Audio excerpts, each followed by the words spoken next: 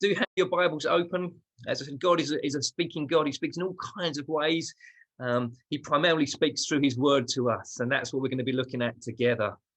And we have been looking at together. So if you're joining us, maybe you're joining us online, you're catching up with this later. We've been looking together at encountering Jesus in the Gospel of John, the story of Jesus' death and his life and the new life, his new resurrected life. Written by one of those who was there, one of those who was closest to him, the disciple called the beloved disciple, John. And remember that John has told us in this actual book himself, he's told us why he wrote this book. Let me remind us, John 20, verses 30 to 31. Jesus performed many other signs in the presence of his disciples, which are not recorded in this book. But these are written that you may believe that Jesus is the Messiah, the Son of God, and by believing may have life in his name. And so we called this series Believe and Live. Believe and Live. And so John continues as we go through this. That's the point of us doing this series, is that we believe more fully in who Jesus is. We trust him and we experience more of that life of Jesus in our everyday lives. And so if you have John 4 open, we've been going through this together. We've seen that life of Jesus encounter through a Samaritan woman who quenched her thirst. And then she shared the news of who Jesus was to those who didn't know him. A great picture of what we're called to do as church, isn't it? Our purpose, as Mike described it last week, to do God's will and to bring the harvest. And today our focus is on another encounter. And like any good story and good storyteller, we see John describe all the characteristics contained within a great story. Setting and characters and plot and conflict and resolution are all here in these few verses. So as you listen to it or read it, I just encourage you to see what questions come up for you or what catches your attention as I read it. So let's join in together. John chapter 4, verses 43 to 54. After the 2 days, he left for Galilee. Now, Jesus himself had pointed out that a prophet has no honor in his own country. When he arrived in Galilee, the Galileans welcomed him. They'd seen all he'd done in Jerusalem at the Passover festival, for they'd also been there. Once more, he visited Cana in Galilee, where he turned water into wine. And there was a certain royal official whose son lay sick at Capernaum.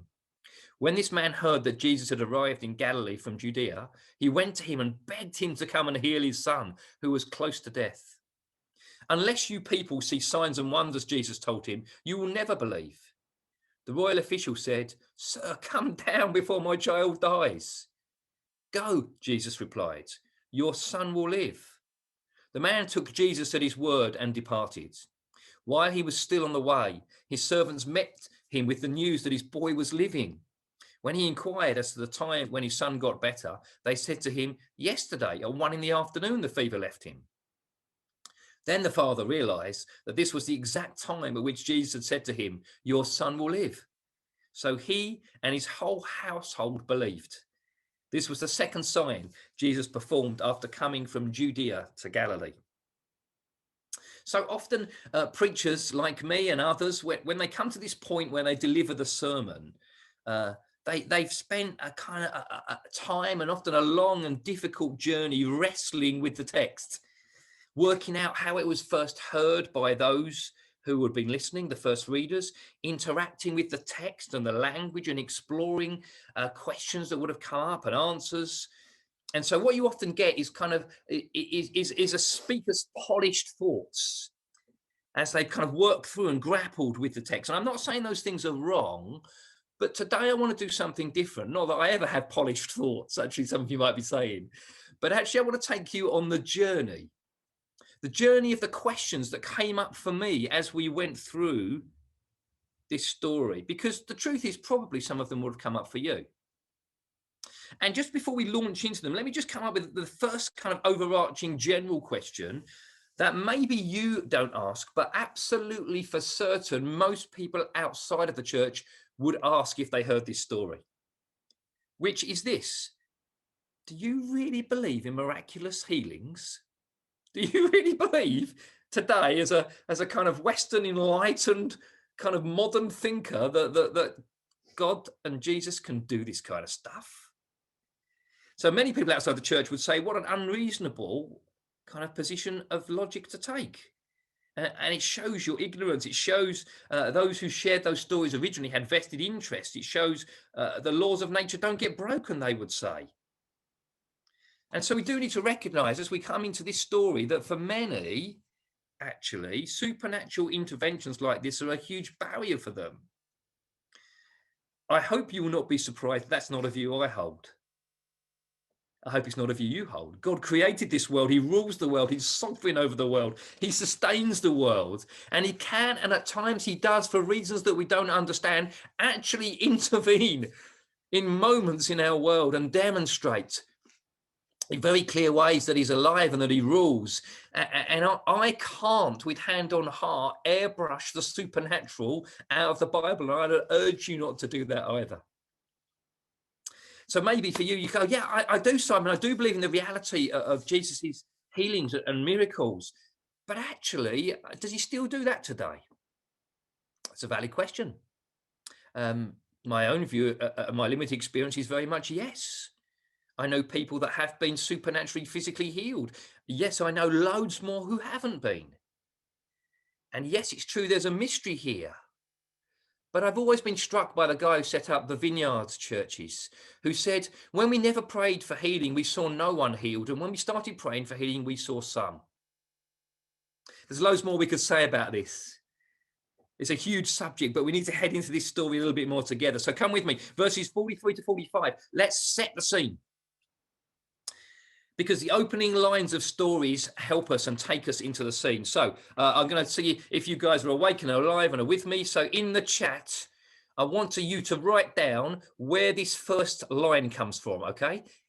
These are three first lines from famous kind of stories or films.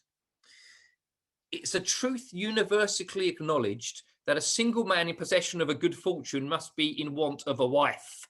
Okay, so this is the scene setter for a very famous book. Who is the first that is going to get that? Ah, well done. Someone, Becky, is just picked Tim and Rachel there, Pride and Prejudice. Okay, what about this one? It was a bright, cold day in April and the clocks were striking 30. Oh, the duckers, before I've even got the final word out. Okay, yeah, 1984, George Orwell. Sets the scene, doesn't it? It just captures your attention. What about this one? Not a book, but a film. A long time ago in a galaxy far, far away. Star Wars. Yeah, brilliant. Okay. Natalie said Shrek over here, so she's clearly not on the same page as me. Anyway, okay, so let's look at the scene here. Look at those opening verses here so that you can see them, because John is actually saying some really important things as he sets the scene here. And we get a kind of bit of geography. We get a bit of a kind of almost a Google trail of Jesus' journey. He moved from Cana, where he did his first miracle, turning water into wine. Speaking of that overflowing, do you remember, generous kingdom life that he was bringing? He goes to Samaria, the non-Jewish region, where the outsiders were. And he encounters that woman, and a whole village is impacted. He comes back again to Israel and to Galilee, where he does this second sign. Now, the numbers of signs can be confusing. It's really the second sign in this particular region. He did more signs than this, as we know. And then you look at verse 44, we get a sort of aside. Now, Jesus himself had pointed out that a prophet has no honor in his own country. And it's kind of, I don't know about you, but a question that surfaces for me when I read that was, there seems to be a contradiction here. So in one breath, John's articulating that the people of Galilee welcomed Jesus. They'd seen what he'd done in Jerusalem at the Passover. There was a buzz around him. Maybe they'd seen other miraculous signs. Maybe they were there when he'd turned the water into wine. And so it's almost like the Galileans are positively welcoming Jesus, but then Jesus' words himself that John refers to are kind of saying he's not honored in his own land. There's a question that surfaces for me there. What's John going on about? Apparently, now I'm not the only confused.com person by that kind of line. In one commentary, there are 12 possible explanations for this kind of assumed contrast here. The most convincing for me is simply this, that when we think about these regions, we should widen Galilee to think of Israel in contrast with Samaria. And Jesus is making the point here about those who receive him. Do you remember in John chapter 1, verse 11, in that kind of amazing prologue to this gospel? John wrote this: he came to that which was his own, but his own did not receive him. Yet to all who did receive him, those who believed in his name, he gave the right to become children of God.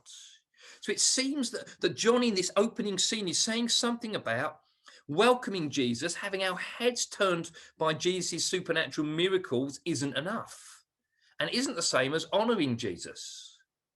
So the next natural question is, so what is?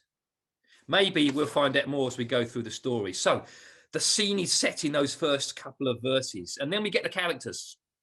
Every good story has central characters. Mr. Darcy, Luke Skywalker in some of the examples that we've talked about earlier.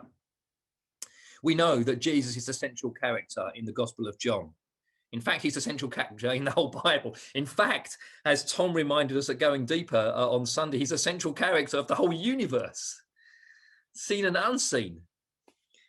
But who's this other character? Who's this other guy that steps into the story, this individual that Jesus encounters after Nicodemus, who we got to know, after this woman from Samaria? We get this encounter with this man who steps into the story, a man whose name we don't know, a man who was probably richer and powerful, a royal official, which meant he was a man who worked for Herod Antipas at that time. The same Herod that killed Jesus' cousin John, the same Herod that Jesus later described as a fox, the same Herod that hours before the cross was disappointed that Jesus didn't perform any miraculous signs or even opened his mouth. That Herod. And so we have a guy who works for this Herod. We have this character who stepped into the scene. And now look at verses 47 to 50. We have the plot of what actually happens. The guy steps into the scene, and all good stories have a plot, a conflict that needs resolving. Mr. Darcy needs a wife. The evil empire needs to be overthrown. We need to find out who H is in line of duty if you're into that tonight. There's a dilemma and a conflict. And here is the conflict. John lets us know that this guy who comes into the scene is a desperate man. And we know that sons had a unique value, didn't we, in that culture? And maybe this was a firstborn son. But we know that this guy's son is dying. He's a sick and dying son. I've been seeking to support the hospital chaplaincy team a little in this time over the pandemic. I've been there a couple of times and met head of chaplaincy. And I've also joined their out of hours team to be on call if anyone needs somebody when the chaplains are not there. I've just joined that. And this week I was shown around the kind of key places in that hospital where I would maybe need to go, including visiting the beautiful and thoughtfully designed rooms in the maternity suite, the delivery suite, where babies and babies that die and families to kind of be there and grieve.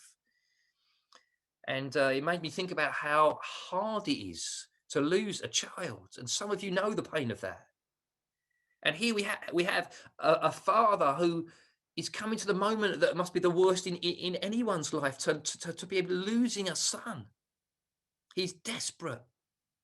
And we have a man with a human with deep concern. And as we listen to that right now, I wonder what our concerns are. I wonder what it is that we're carrying. Is it our family? Is it ourselves? Is it our own health? Is it our money issues? Is it relationships? I wonder what our concerns are. What are the things that surface for us right now? They don't need to be as big as bringing a dying son to Jesus in order for Jesus to be interested. The great thing is that Jesus doesn't set limits on what we can bring to him. Anything. In fact, everything.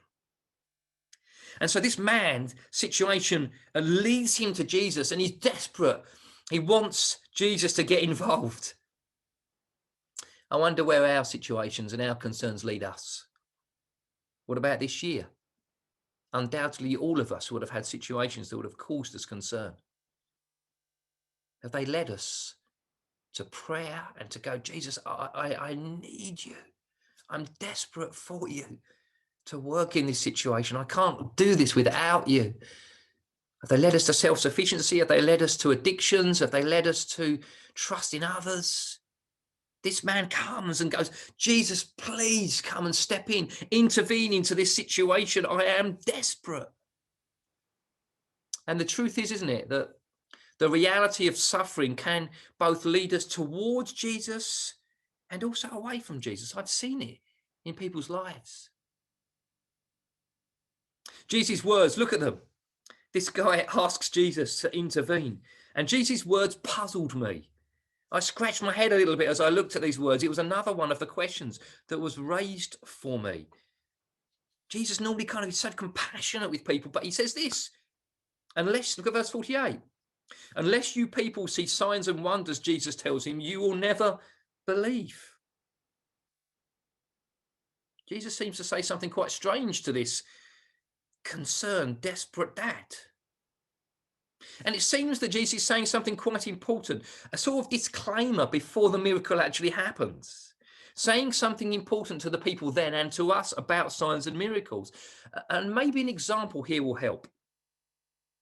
When I was a kid and a child, a highlight for me was going to Pevensey Bay. Even though we went there every single year, we'd go the journey from Bromley, where we lived, to Pevensey Bay, which was about an hour and 20 minutes in my dad's old beat up Ford Cortina. Sometimes I wonder whether we'd get there, and I often got travel sick. But one of the highlights of the journey was a moment when we saw the sign to Pevensey Bay. And it was like, oh yeah, we're nearly there. We never at any moment got out of the car, sat down by the signpost, got our stuff out and went, yes, we're here. We've arrived. We've made it. It was a signpost to the reality of what was there, what was at Pevensey Bay, the beach and the stones and all that we loved. And so here I think John and Jesus are making it very clear to us about the place of miracles and the place of these signs. And they have a place, hear me. The sign points to the reality. And Jesus seems to be making it really clear that faith isn't about admiring the signs, but about trusting the person they point to. And the people seem to want to have a buzz about miracles, but they don't want to be interested in the Messiah. And Jesus is warning about the dangers of superficial faith. The signs are supposed to reveal his glory, chapter 2, verse 11 of John. And they should lead to faith and worship and obedience to Jesus. Tim Keller, in his great book, The Reason for God, says this: miracles lead not simply to cognitive belief, but to worship and awe and wonder. Jesus' miracles in particular were never magic tricks designed only to impress and coerce. Instead, he used miraculous powers to heal the sick, feed the hungry, and raise the dead. Why? We modern people seem to think miracles are the suspension of the natural order, but Jesus meant them to be the restoration of the natural order. I love that. And so these miracles, these signs, point to Jesus' divinity. They point to the kingdom that has come and is coming. They point to the restoration of creation, but they don't automatically lead to faith, and they don't automatically lead to spiritual darkness disappearing. In one of the commentaries I read about this passage, the writer tells about a pastor who was convinced that God wanted to heal a woman in his congregation who had a really serious condition. And so he prayed and he prayed and he refused to give up praying. And miraculously, this woman got healed. And she was healed, and the doctors confirmed that. And they hadn't been at church for the last couple of years, and they started coming back. But after a few weeks, that kind of newfound faith just faded away. And he commented that even miracles didn't lead to that ongoing faith. Those of us who think of miraculous signs that kind of with some kind of skepticism that maybe they shouldn't be part of the Christian faith experience, please note that in many cases they can be a start point, making people aware of God's reality. And we see that in Jesus' ministry. We see that in Paul's words to the church in Corinth. Hear me right. I absolutely believe in a God who works miracles in the here and now. But there are pitfalls, as Jesus is outlining here. But we mustn't airbrush them out of our theology or our church practice. We can so easily despise or be fearful of the supernatural. And I'm just reminded of the Alpha course that we did earlier in the first lockdown, where someone from my own family hasn't found faith yet, but is on that journey, had a supernatural, I would say miraculous prophetic word given to them from someone through the church that was so obviously for them, who responded to that. They haven't come to that place of faith yet, but God has done something, has moved them on, has opened their eyes to his reality and his concern for their life. And so there is a place for these. Let's look back at the story. Look at verse 49.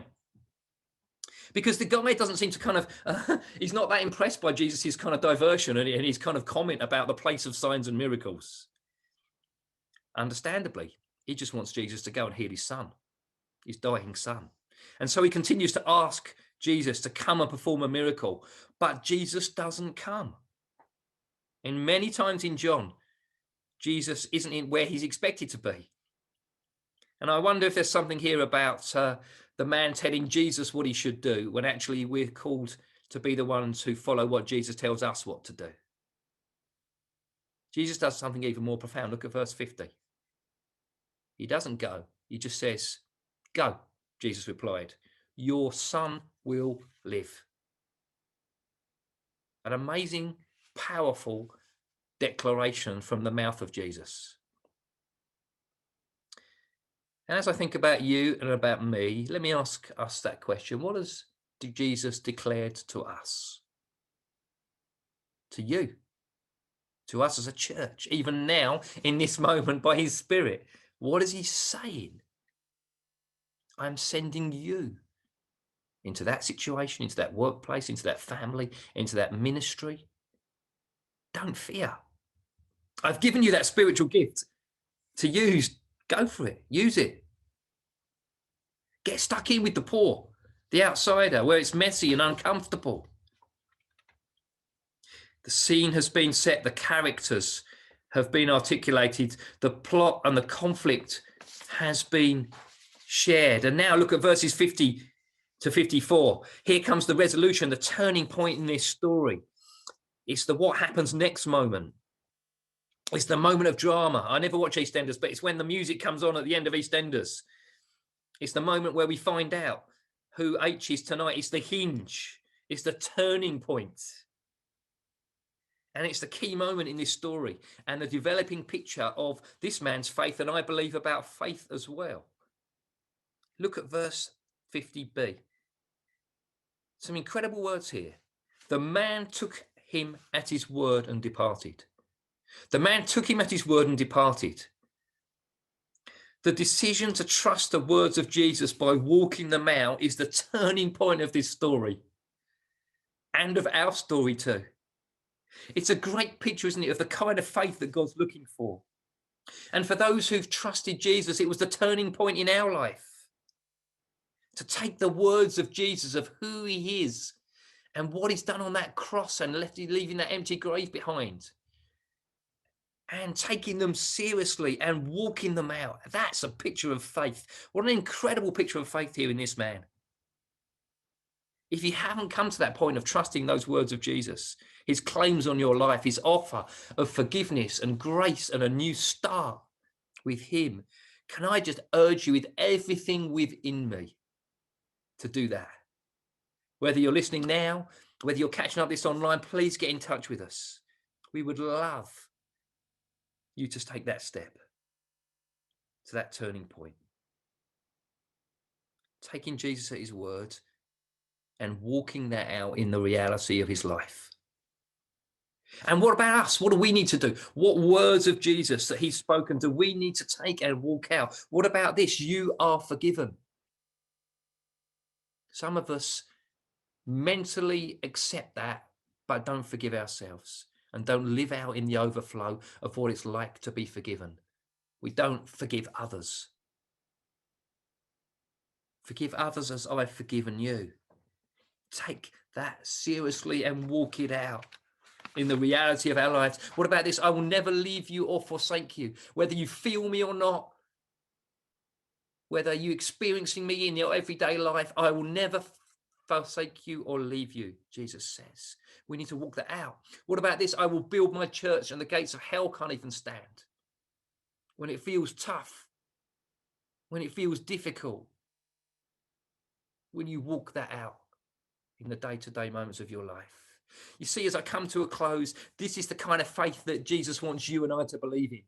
Him as the living word, and then walk out those beliefs by trusting him in the everyday reality of our lives with our time and our money and our energy and our homes and everything that he's put into our hands. And let me be blunt and clear, this is not easy. Can you imagine just for a moment this guy as he walks the 20 miles up and down those hills in that dry, dusty landscape, even stopping overnight, all the time, wondering, battling in his mind with, should I trust Jesus and walk that out as I go home? Even though I haven't got the thing that I most want, I don't know whether my son will be alive when I get home. That journey is an amazing picture of the journey that you and I make on a daily basis. As we wrestle to trust the words of Jesus and the reality of our lives. Isn't that true for me and you? Sometimes, if I'm honest with you, the words of Jesus get drowned out by the noise of other things, of other people. Sometimes they're hard to hold on to. Sometimes that walk seems incredibly lonely and the silence seems incredibly deafening. Sometimes we look around at our world and we wonder if Jesus is still in charge. Sometimes we look in our own lives and we wonder if Jesus is still in charge. And we live in the gap of the now and the not yet, the unfulfilled, the promises of Jesus. Let me just take a moment to affirm all those who are continuing to take those faith steps, who are continuing to hold on to the words of Jesus, who've left jobs, who've even moved locations, who've taken risks, who've sacrificed. God loves your heart. He's delighted by your decisions. He's with you as you walk. None of it is wasted. None of it is wasted. Our call as we come to a close is to continue to believe in the word, the person of Jesus, with or without the miraculous signs. Remember, Jesus himself said no sign will be given except the sign of Jonah, which he was talking about his resurrection. That's the ultimate sign. Jesus is alive. He lives in you, through you. And as we finish this story, you need to know that I know that many of our present stories might not finish like this one. What an incredible end to a story.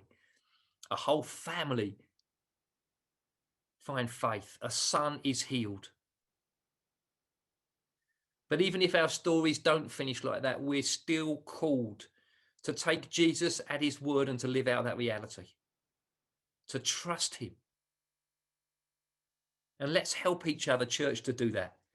Especially now in this year, in this time, which has left many of us bruised and battered.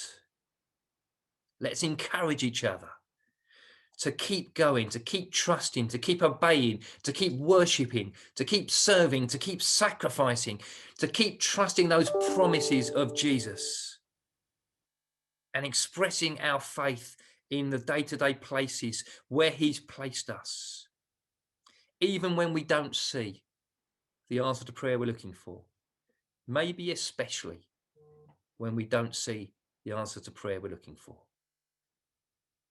Let's pray.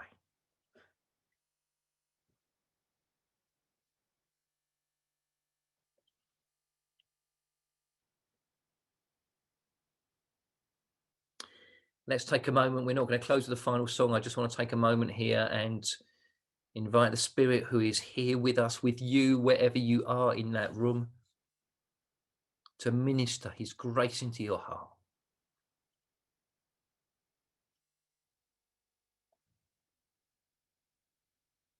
For those who are just about hanging on with their faith, may now in this moment, God infuse you with a knowledge of his reality that he holds you.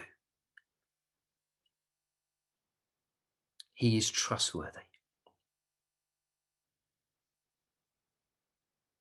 For those who have long and prayed for the miracle, the healing, the family member to come back,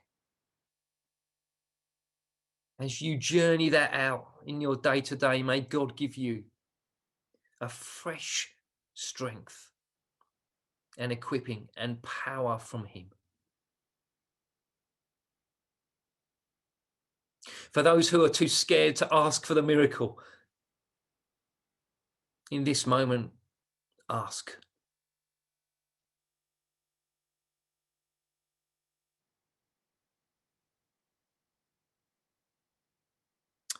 For those who just walking out tomorrow seems so daunting,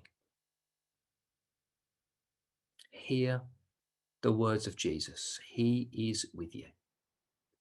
He will never leave you. He will never forsake you. Holy Spirit, come. Minister into the places in each person's life. Blow your presence and your life. Bring healing, bring freedom, bring grace.